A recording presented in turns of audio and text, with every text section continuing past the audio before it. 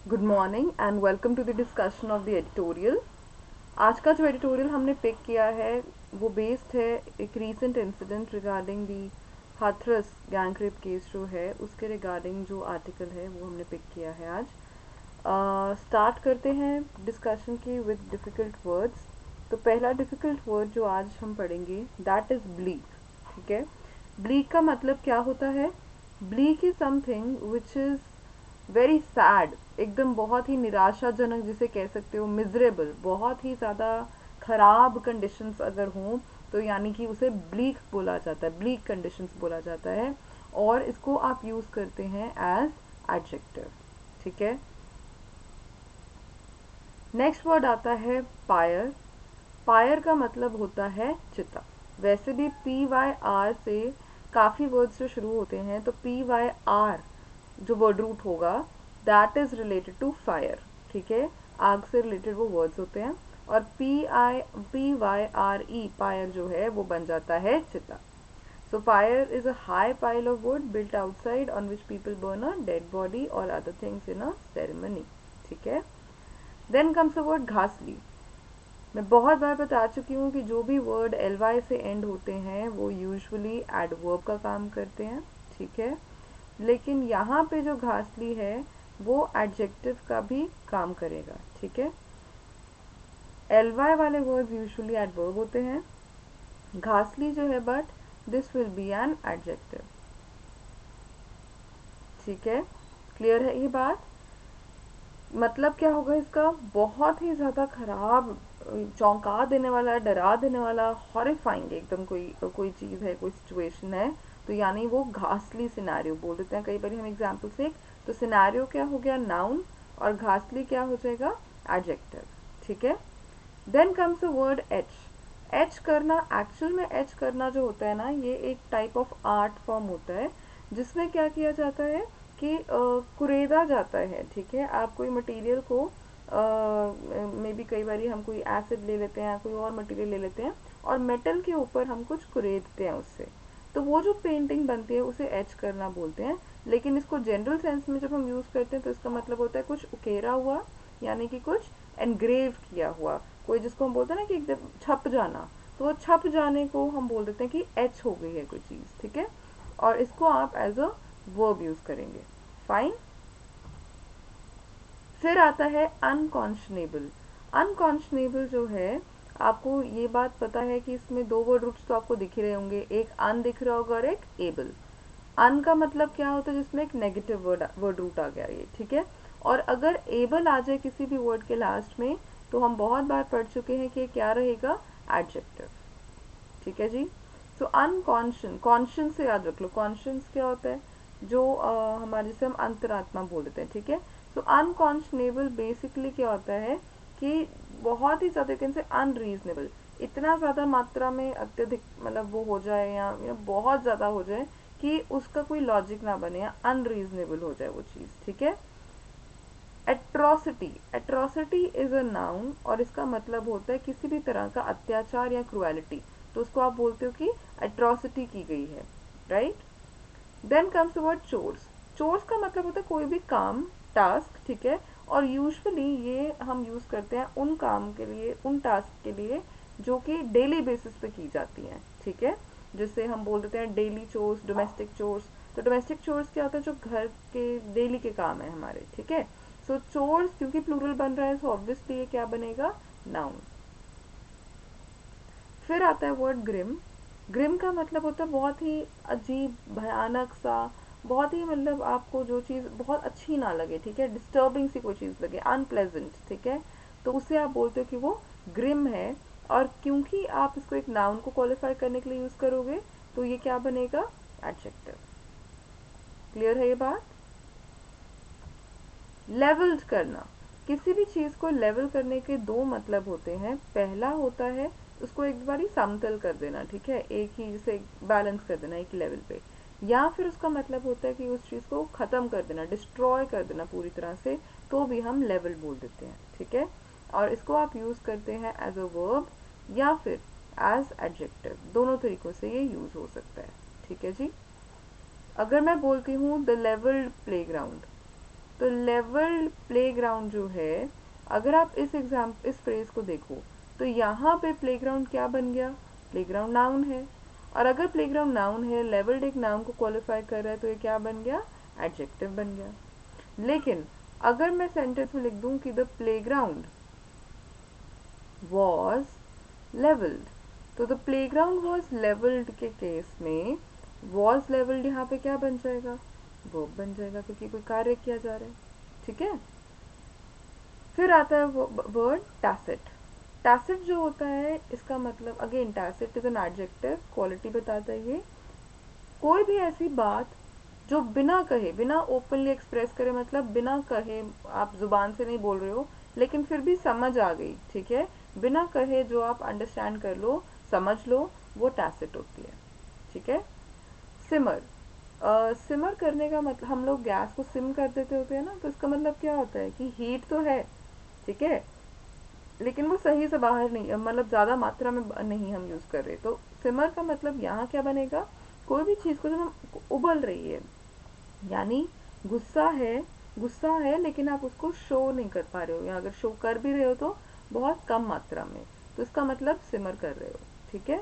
Again this will be verb. एम्बर्स, एम्बर्स basically अंगारों को बोलते हैं, कोई भी लकड़ी का ऐसा टुकड़ा या कोयले का ऐसा टुकड़ा जो कि जलने के बाद जिसमें कोई फ्लेम वगैरह नहीं है, है ना, तो उन अंगारों को हम एम्बर्स बोलते हैं। क्योंकि इसका प्लूरल फॉर्म बन पा रहा है, तो ये क्या बनेगा, नाउन। ठीक है। हाँ जी, स्टार्ट करते हैं आर्टिकल। हेडिंग हम पढ़ सकते हैं, और हेडिंग में डायरेक्ट यहाँ पे हमें आइडिया मिल रहा है हमारे कंटेंट ऑफ द आर्टिकल का। अनडाइंग एम्बर्स, अनडाइंग एम्बर्स का मतलब क्या हुआ, एम्बर्स अभी पढ़ के हटे हैं अंगार, ठीक है।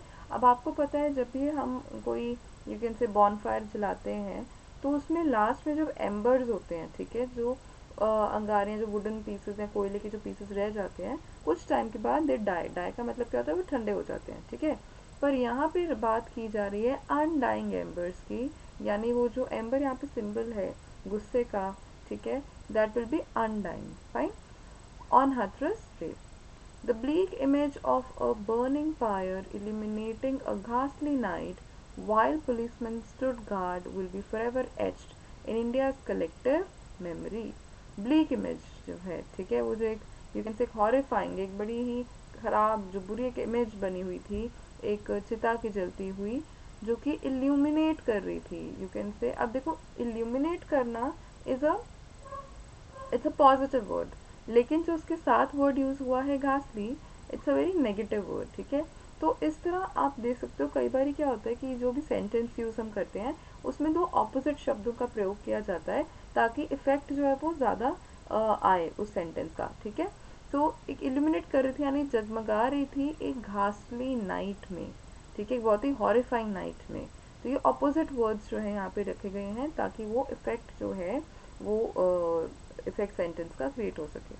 वाइल पुलिसमैन स्टूड गार्ड, ठीक है, और पुलिसमैन जो थे वो वहाँ पे, दे वर स्टैंडिंग देयर, वो लोग वहाँ पे मौजूद थे। और ये जो इमेज है, ये हमेशा के लिए हमारी कलेक्टिव मेमोरी, पूरी यू कैन से जो सारे जो सिटीजन्स हैं उन सब की कंबाइंड, यू कैन से सबकी मेमोरी में ये जो है ये यू कैन से छप गया है, एच हो गया है, फॉर एवर, हमेशा हमेशा के लिए। A 19-year-old Dalit girl who had been allegedly, alleged का मतलब होता है आरोप लगाया जाना, ठीक है, had been allegedly raped and assaulted at Hathras village in Uttar Pradesh on September 14, succumbed to her injuries on September 29.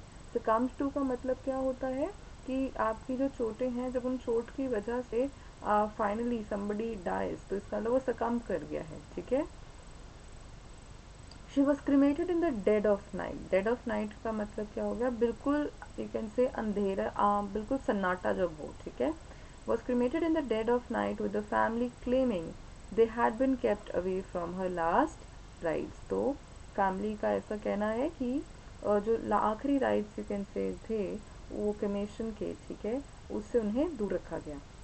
This was another unconscionable atrocity committed in Uttar Pradesh. The girl was brutally assaulted when she was doing her chores, collecting fodder in the fields along with her mother.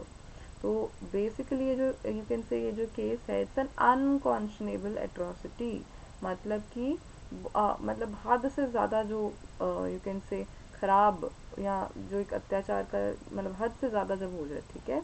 और the girl was, the writer says, brutally assaulted, brutally मतलब बहुत ही cruelly assaulted था। And by when, जब वो अपने mother के साथ fodder इकट्ठा कर रही, चारा इकट्ठा कर रही थी फील्ड्स में, और अपने डेली के जो चोर्स हैं, डेली के जो काम है वो कर रही थी, ठीक है। Her spinal cord was fractured and tongue slashed. Slash का मतलब होता है कट कर देना, ठीक है।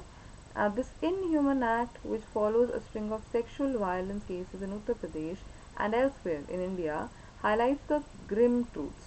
तो अगर हम देखें तो स्पाइनल कॉर्ड, जैसा कि हमने पढ़ा भी है न्यूज़ वगैरह में, तो स्पाइनल कॉर्ड उनकी का फ्रैक्चर की गई, टंग कट कर दी गई, और ये जो इनह्यूमन एक्ट है, ठीक है, ये बेसिकली क्या, ये this follows a string of, string का मतलब क्या है, एक पूरी की पूरी एक सीरीज, और ऐसे केसेस की पूरी सीरीज को ये फॉलो करता है, not just in Uttar Pradesh but elsewhere, मतलब और जगहों पे भी, ठीक है। और ये क्या हाईलाइट कर रहा है, ग्रिम ट्रूथ, सैड जो सच्चाई है, प्राइमरली, बेसिकली, मेनली क्या, कौन सा truth, that the safety of women is not a guarantee despite the stringent laws in place. Stringent word हम बहुत आर्टिकल्स में पढ़ चुके हैं, इसका मतलब क्या होता है, स्ट्रिक्ट, कि स्ट्रिक्ट लॉज जो है वो इन प्लेस है, इन प्लेस मतलब स्ट्रिक्ट लॉज जो है वो लागू किए गए हैं, लेकिन उनके डिस्पाइट ऑफ दैट, डिस्पाइट मतलब उनके बावजूद भी जो सेफ्टी है वुमेन की वो गारंटी नहीं है।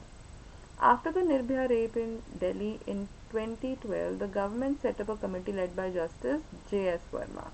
तो उस टाइम पे जब 2012 में ये केस हुआ था, तो उस टाइम पे गवर्नमेंट ने एक कमेटी बनाई थी जिसको लीड किया था जस्टिस जे.एस. वर्मा ने, और उस कमेटी की रिकमेंडेशंस पे एक अमेंडमेंट की गई थी, चेंज किए गए थे 2013 में, क्रिमिनल लॉ अमेंडमेंट एक्ट हुआ था, और that brought in changes to the Indian penal code and other laws. तो उसमें कुछ लॉज जो थे उनमें बदलाव लाए गए। This March the four convicted of the gang rape of Nirbhaya were hang to death. और इस मार्च जो चार मेन कन्विक्ट थे, आपको पता है, दे वर हैंग टू डेथ। एक आपने याद रखना है कि जो कई वर्ड्स ऐसे होते हैं जिनका ना वर्ब की अलग अलग फॉर्म्स जो हैं, for example V1 V2 V3 की अगर हम बात करते हैं तो अलग अलग फॉर्म्स बनती हैं उनकी, हैंग भी उनमें से एक है। फॉर एग्जाम्पल अगर मैं हैंग की बात करूं तो हैंग, हंग और हंग भी होता है, और हैंग, हैंग्ड और हैंग्ड भी होता है, ठीक है। ये आपको पेपर पॉइंट ऑफ व्यू से अगर हम देखते हैं तो ये चीज़ों का पता होना चाहिए, ठीक है, कब आपने कौन सा फॉर्म यूज़ करना है। फॉर एग्जाम्पल अगर मैं बात करती हूँ हैंग, हंग, हंग की, ये यूज़ होता है थिंग्स के लिए, नॉन लिविंग चीज़ों के लिए, थिंग्स के लिए यूज़ होता है। कोई पिक्चर है, ठीक है, पिक्चर को आपने लेटर से की वॉल पे लगा दिया तो यू हंग इट, ठीक है। लेकिन अगर आप हैंग हैंग की बात करते हो V2 एंड V3 में, हैंग्ड कब आएगा, तो वो तब आता है जब आप बात पर्सन की कर रहे हो।